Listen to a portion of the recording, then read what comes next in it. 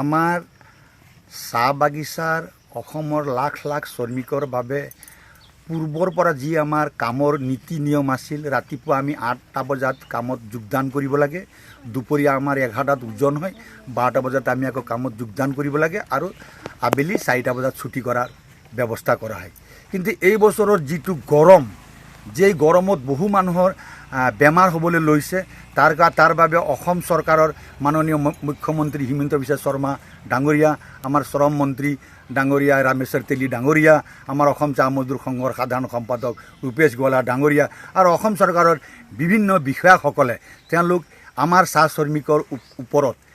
পৰ্যবেক্ষণ কৰি আলোচনা কৰি সিদ্ধান্ত গ্ৰহণ কৰিছে যে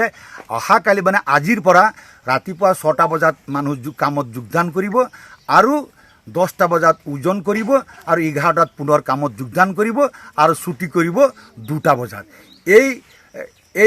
এনে পদক্ষেপ লোৱাৰ বাবে অসম চৰকাৰক আমি হাড়ক মাটি তেজক পানী কৰা শ্ৰমিকসকলে আমি হিয়া ভৰা আন্তৰিক অভিনন্দন জনাইছোঁ আৰু আমি আগন্তুক দিনতো যাতে আমাৰ চাহ শ্ৰমিকৰ বাবে এনে হিত চিন্তা কৰা মাননীয় মুখ্যমন্ত্ৰী ডাঙৰীয়া যাতে ভগৱানে তেওঁক আৰু এনেকৈ কৰণীয় কৰ্মৰ বাবে তেখেতক আশীষ প্ৰদান কৰক। লগতে আমি অসম চাহ মজদুৰ সংঘৰ ফালৰ পৰা জনাব বিচাৰিছোঁ যে আমি আজিৰ পৰা যি এই ৰাতিপুৱা 6টা বজাত কাম যোগদান কৰি 2টা বজাত ছুটি আমাৰ কৰাৰ ব্যৱস্থা কৰিছে, ই এক আমাৰ চাহ শ্ৰমিকৰ বাবে ই এক আদৰণীয় আৰু আমাৰ স্বাস্থ্যৰ বাবে যে চিন্তা কৰিছে, আমি কোনোকালে আমি ভবা নাছিলোঁ যে অসমৰ মাননীয় মুখ্যমন্ত্ৰী ডাঙৰীয়া আমাৰ খাটি খোৱা চাহ শ্ৰমিকৰ বাবে যে এনেকৈ চিন্তা কৰিব বুলি। এই আমি প্ৰাৰ্থনা জনাইছোঁ ভগৱানৰ ওচৰত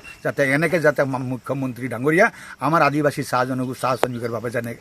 যাতে এনেকৈ হিত চিন্তা কৰি আমাৰ বাবে কৰ্ম কৰে। ধন্যবাদ।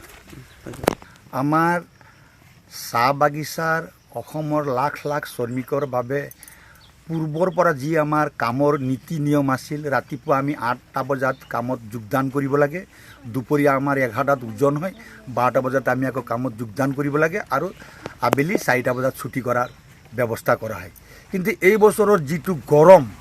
যেই গৰমত বহু মানুহৰ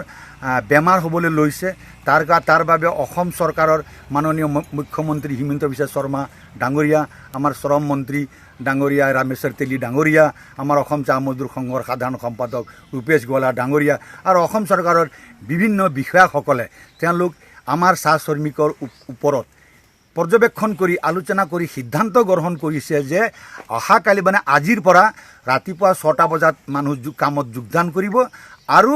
10টা বজাত ওজন কৰিব আৰু 11টাত পুনৰ কামত যোগদান কৰিব আৰু ছুটি কৰিব 2টা বজাত। এনে পদক্ষেপ লোৱাৰ বাবে অসম চৰকাৰক আমি হাড়ক মাটি তেজক পানী কৰা শ্ৰমিকসকলে আমি হিয়া ভৰা আন্তৰিক অভিনন্দন জনাইছোঁ আৰু আমি